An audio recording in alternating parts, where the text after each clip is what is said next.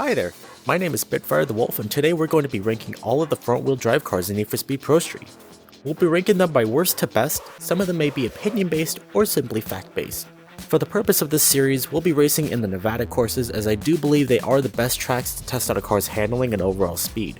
All cars will have stage 4 parts and are all tuned, so the test may vary from car to car using different parts, specifically for speed challenge setups. We'll also be using a mod that removes the speed limit from the entire game so that every single car in the game does not abide by the 250 mph cap limit.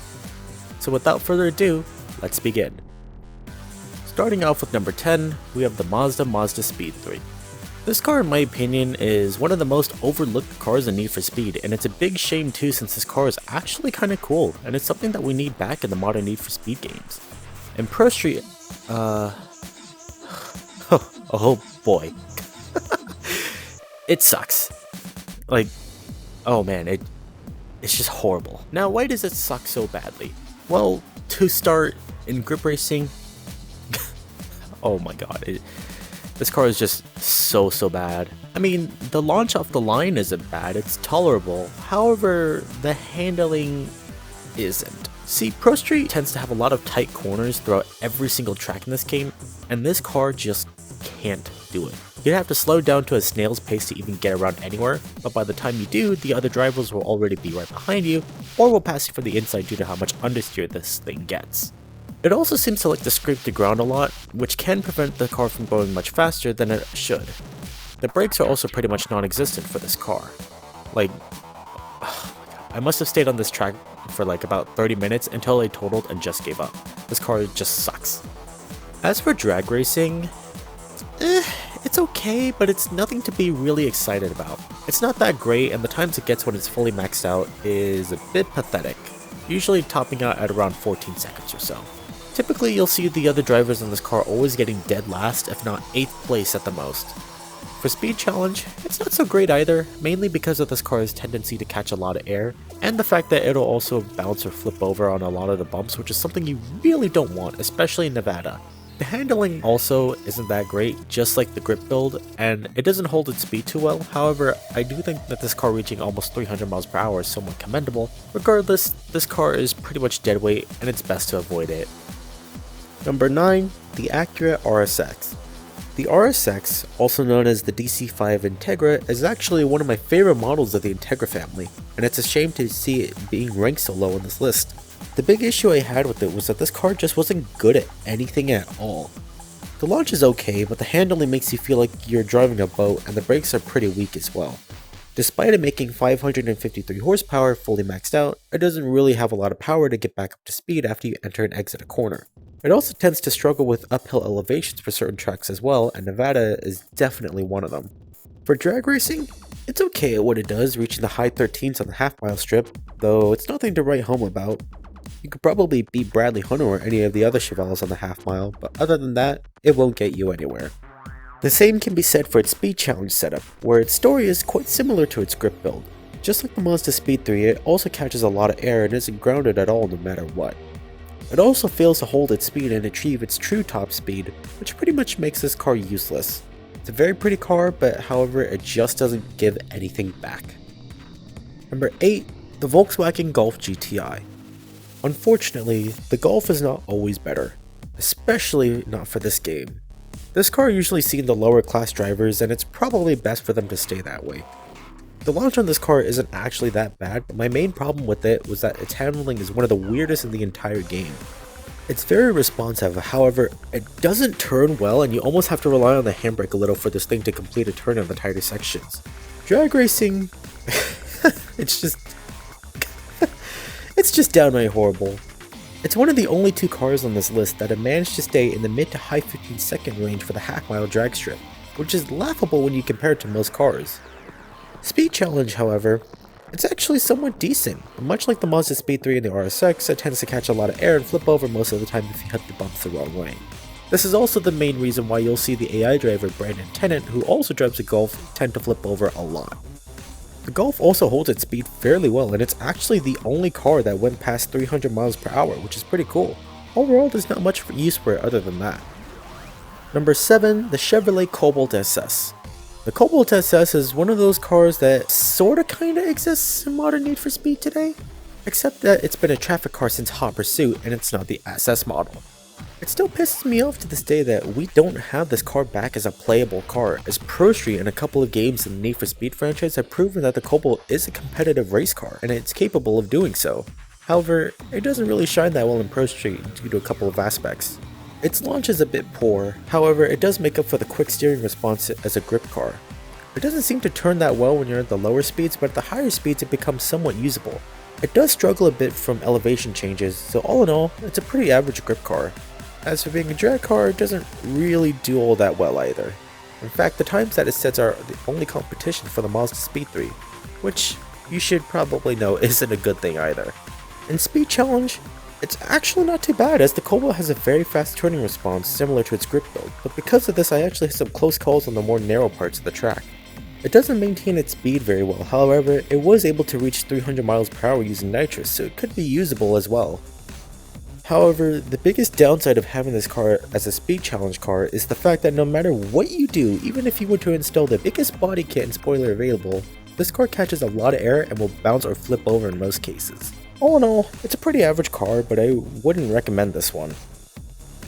Number 6, we have the Acura Integra LS. I do find it quite odd that we have the Integra LS in the Type R variant, as most people would probably go for the Type R version, but I do know that people out there love the lower trims. That's also something that we should have in modern racing games today. Oddly, if you were to buy this version of the Integra, the announcer for whatever reason calls this a Lancia? I think he mixed up the Integrale with the Integra, which is a bit funny.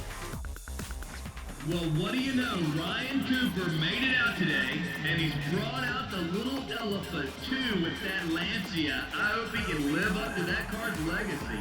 You can do a lot with a car like that. Guys love to get under the hood just to start playing around. Right, on to the actual review. The launch is actually pretty decent, and it surprised me when I first tried this car out. The handling is pretty average, but it'll certainly go around the corners without too many issues. The brakes, however, aren't really that great, so you do have to brake slightly early in between some turns. It also seems to like to scrape the ground a bit, but honestly you won't even know the difference most of the time. As a drag car, I always manage to pull the mid to high 13 seconds for the half-mile runs, which isn't bad, but it's comparable to the RSX's times. Oh, speaking of the RSX, the Integra LS does a much better job at a couple of things than its younger brother. In Speed Challenge, the car does catch some slight air, but it doesn't bounce or flip like the RSX, and it was able to reach its true top speed of 286 miles an hour. However, just like the RSX, it also doesn't hold its speed very well, but overall, not a bad car. Unsurprisingly, the Type R makes its way to the number 5 spot on this list. The handling model is the exact same as the LS, however it does turn in better in both the low and higher speeds, and it has a lot more power to it. The brakes are also the same as the LS, and it was because of it that I ended up totaling a few times on the Tornado track. Not a bad choice for grip racing. It does slightly better at drag racing as well, getting around the low 13-second times on the half-mile strip, but like many of the other cars I already mentioned, it simply won't get you anywhere. It's also similar to the Integra LS in Speed Challenge, the only difference being that it can actually hold its speed, but it did top out at around 278 miles an hour. But that could just be how I tune the gears, and it could potentially go higher. I'd choose the Type R over the LS as it's pretty much the better version overall. Number 4, the Ford Focus ST. Honestly, I was genuinely surprised with this car.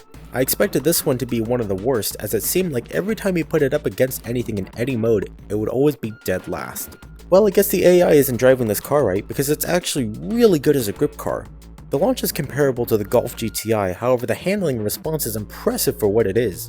Because of its ability to pick up speed very quickly, it could be a very powerful car to use, specifically for the wider tracks that this game has to offer. However, it was because of the speed that I did have some close calls on the Tornado track since I went too fast in some corners. As a drag car, oh man, it is a completely different story. Remember how I said the Golf GTI was one of the 2 cars that clock out at around 15 seconds on the half-mile strip? Well, this is the other car. It consistently clocked around the high 15-second range, which is very bad considering that as a grip car, it does so much better at picking up speed. As a speed challenge car, it's also very responsive just like the Cobalt, but it also shares the ability to catch a lot of air and bounce around or flip when you don't want it to, no matter what you do to it. It also doesn't hold its speed very well, but it still performs okay. I believe that this car is successful as it can beat cars much higher than its class, though the drag tune for this car should always be avoided. The Honda Civic CX EK9. Okay, this car has the worst launch of the entire game, has the worst cornering at low speeds, and it's one of those cars that you can easily bully if the other AI drivers are driving it. So why is this car the number 3 spot? One reason: the VTEC kick. But Spitfire, this is a CX model, it doesn't have a VTEC engine. Look, I know it's not the LX or the EX or the Type R, but they definitely swap a VTEC engine in by the time you upgrade the engine to stage 3 or 4. Because when the VTEC kicks, you will feel it. This car will immediately pull and walk on top of the entire competition. In fact, this was the only car that almost got 200 miles per hour on the Tornado course. It's definitely not suited for the tighter corners, but on the wider and longer tracks, this thing will decimate the competition. Now, you've probably seen Joe Tackett, the drag representative for the Apex Glide team in drag races, and how the announcer praises Joe like he's the fastest thing on earth. Well, he isn't. In fact, he's typically the slowest out of the entire lineup, usually clocking around 22 seconds or more of the half-mile times. The same goes for the other drivers who use the Civic in drag races. The reason why I bring this up is because the Civic is really bad in drag races. The VTEC kick is gone and you'd only be getting the high 14s at most. However, here's the interesting part. I did a little thing which I like to call setup swapping, where we can change the physics of how a car performs in a certain mode. In this instance, I swapped my drag setup Civic to a grip setup Civic and raced it against the other drivers in the drag race, and the result was quite shocking. By doing this, the VTEC kick was back, and so was the horrendous launch, but this setup shaved off an entire second compared to its drag version. Why this was the case, I have no idea. As a speed challenge car, this thing is fantastic. It can get a little jumpy, and if you don't tune it right, it will bounce around and flip very easily, but if you do tune it right, it won't do this at all. In fact, it'll just stick to the ground as if nothing happened. It also holds its speed very well, making this a great car to use in this game. Number 2, the Honda Civic SI FG1. It was honestly pretty hard deciding on which Civic should get the number 2 spot, but I think the Civic SI FG1 takes the cake. This thing is like the polar opposite compared to what the Civic EK9 was. Great launch, great handling, however the VTEC kick is unfortunately gone. Despite this, the Civic SI is actually a very strong car for grip racing and it can take on some of the more OP cars in this game like the RX-8 or the G35. The half-mile drag runs are slightly better than the Civic EK9 on its grip setup for drag racing. It will easily outshine the Civic EK9 if it's on its current drag setup. It's also slightly less fun to drive as a speed challenge car, and it also tends to catch a lot of air and bounce around like a Cobalt, and it's due to this that I managed to total quite a few times for a couple of runs. Overall, it's a great car to use for just about everything. However, there is one car that will easily beat all the rest. At number 1, we had the Seat Leon Cupra. The Seat Leon Cupra is the last car I would have ever expected to do well. When I first went up against one in the Leipzig tracks, I always saw the guy in the Seat pulling away and exiting the corners like it was no big deal. Seeing this, I needed to try this car out for myself, and boy does it not disappoint. The Seat is absolutely broken in every way. Despite making quite a low amount of horsepower according to the game, usually 504, it's actually the fastest of the bunch and one of the most overpowered cars to use for just about anything. For starters, it doesn't launch like a front-wheel drive car at all, but rather an all-wheel drive car, probably comparable to the Ford Escort Cosworth, and it feels like it has the handling model of the RX-8 or the G35. I barely had to use the brakes for most of the corners as it easily passed through them without any issues. It doesn't scrape the ground and it has no difficulty with elevation changes. This is also the only front-wheel drive car in this game that can reach a half-mile time at around the low 12-second mark, possibly even going into the high 11s on different tracks. Had it not been for the Supra here, I probably would have won this race easy peasy.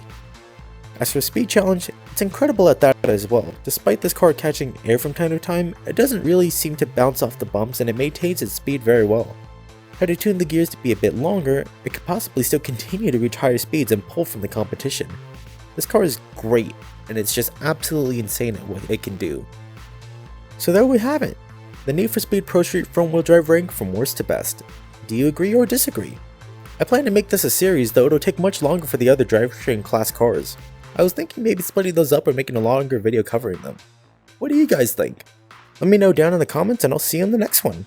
Stay cool, y'all, and check out this other video here.